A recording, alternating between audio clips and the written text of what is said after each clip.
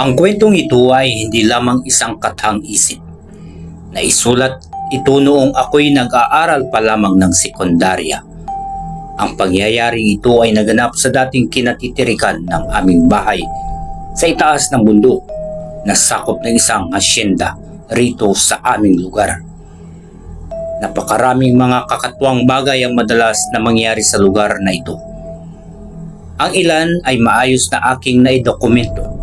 Ang ilan naman ay hindi ko na maaalala dahil maliit pa ako nang mangyari ang mga nakakatakot na bagay na ito. Ang aking ibabahagi ay isa talaga sa nakapapanandig ng aking mga balahibo noong mga kabataan ko.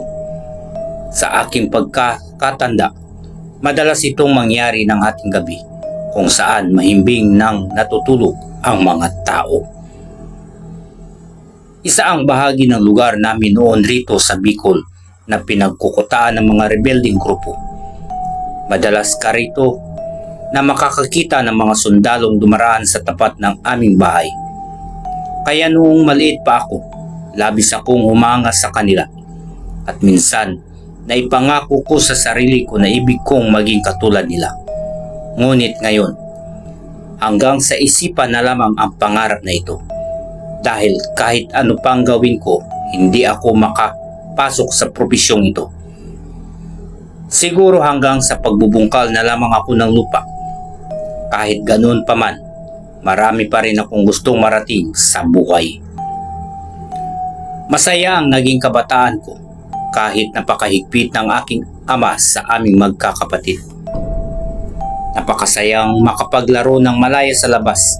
Hindi katulad ngayon na binago na tayo ng modernisasyon kung saan ang hawak ngayon ng halos lahat ng kabataan ay mga gadget. Mahilig din naming mapagkwentuhan ng aking mga pinsan, kaibigan at kapatid ang mga kababalaghang nagaganap sa pagsapit ng takip-silim. Ako madalas na makaranas ng ganitong mga nakakatakot na pangyayari. Isa na nga rito ang aking ibabahagi sa inyo. Isang gabing kakatwa ang simoy ng hangin. Kakaiba rin ang bumabalot na dilim sa buong paligid. Tila nanunuksong manakot ng mga tao. Tulog na ang lahat ng tao sa bahay. Ako na lamang ang nag-iisang gising. Hindi talaga ako makatulog kahit na anong gawin ko. Nagpapalit-palit na rin ako ng ibang posisyon at direksyon sa kinahihigaan ko. Ngunit ayaw talaga akong dapuan ng antok. Bahagya akong natigilan na makarinig ako ng mga mahihinang yabag mula sa kalayuan. At habang papalapit ito sa tapat ng aming bahay, palakas ng palakas ang mga yabag. Tila mga nagmamartiyang mga sundalo. Hindi lamang isang pangyayari, kundi nasundan pa ito ng maraming ulit. Akala ko, ako lang ang madalas na makarinig ng mga yabag. Minsan daw ay dadaan lamang at bigla ring mawawala. Isang gabing maliwanag at bilugan ang buwan ang pumukaw ng aking atensyon. Isang mainit at maalinsangang panahon. Mahimbing ng aking tulog nang bigla ay maalimpungatan ako at magising. Naririnig ko na naman sila. Mas malakas sa mga yabag na naririnig ko. Tila nasa harapan lamang ito ng aming bahay.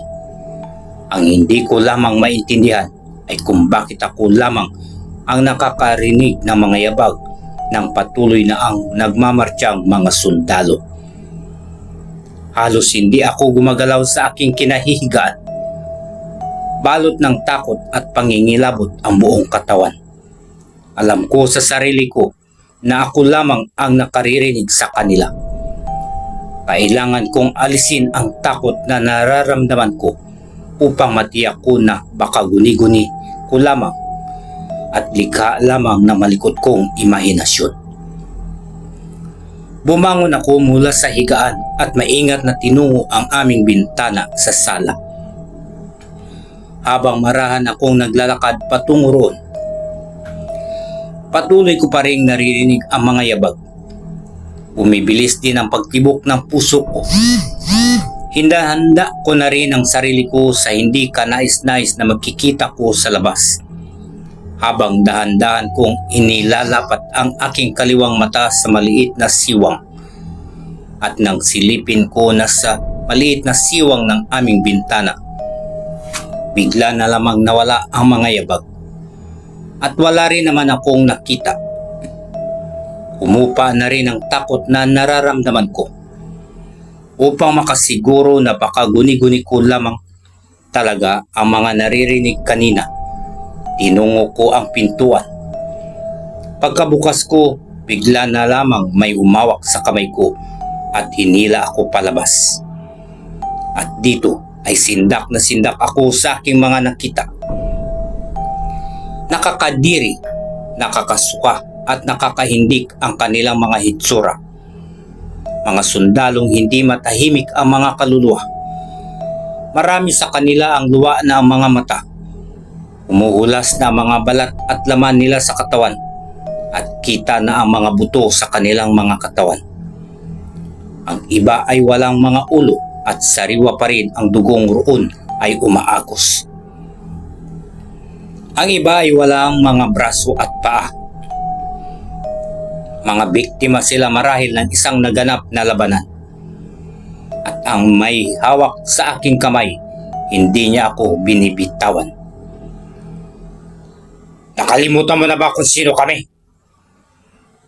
Pakiramdam ko halos lahat ng dugo ko sa katawan ay umakyat lahat sa ulo ko at para na itong sasabog dahil sa labis na takot at sindak na nararamdaman ko ng mga oras na iyon.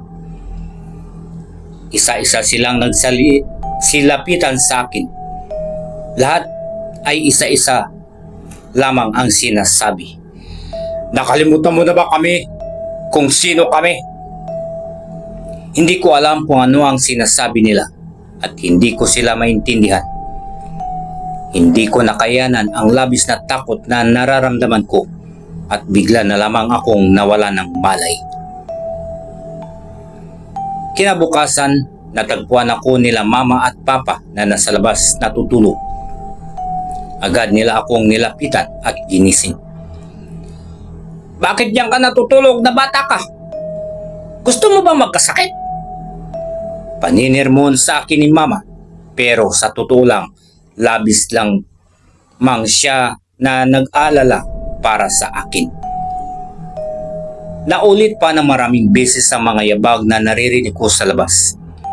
Hindi ko na lamang pinapansin at natatakot ako na baka muling maulit ang mga nangyari noong nagdaang gabi.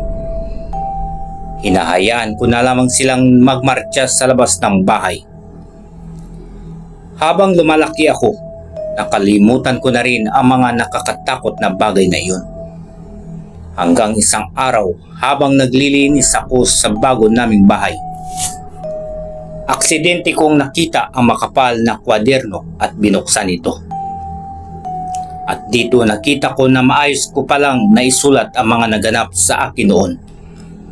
Noong maliit pa ako, nakatago pala ang kwadernong ito na naglalaman ng iba't ibang mga kwentong na isulat ko pagkatapos na mamatay si mama. Nainganyo akong basahin ang mga una kong ginawang mga kwento. Natatawa na lamang ako kung gaano pala kapangit ang ilan sa mga ito at wala sa tamang ayos. At sa bahaging ito, dito ako matagal na natigilan. Lahat ng mga naranasan ko sa nakakatakot na mga yabag ay muli kong naalala. At mula nang mabasa ko ang mga naging karanasan ko noon, sunod-sunod na ang mga masasamang panaginip na aking naranasan. Lagi raw akong nasa isang labanan, nakikipagpatintero kay kamatayan. Hindi na ito natigil hanggang sa ngayon. May mga senaryong kapag matatamaan ako ng bala ng baril mula sa di nakikitang kalaban, bigla na lamang akong magigising at takot na takot. May mga bahagi rin ng mga alaala na naaalala ko na hindi naman naganap sa buhay ko. Nariyan ang sapilitan kami ng nag-iisang kong kapatid na pinasok bilang maging isang sundalo dahil may nagaganap na isang sigalot sa isang bansang iba ang lingwahe. Marami ring mga lugar na hindi ko pa naman napupuntahan. Ang iniisip ko na napuntahan ko na ito. At may mga senaryo din na naririnig ko sa bahagi ng utak ko na may tumatawag sa akin sa ibang pangalan kahit hindi naman ako ang taong iyon. Ang masakla pa rito ay naaalala ko na namatay ako sa isang labanan. Labis na pagkalito ang naramdaman ko. Dito ko lamang napagtanto na ang mga yabag ng mga nagmamartsyang mga sundalo na naririnig ko sa kalagitnaan ng gabi ay mga sundalong may malaking kaugnayan sa isang sundalong iniisip kong ako iyon. Maraming salamat po sa pagtangkilik at pagsuporta sa channel na ito. God bless everyone.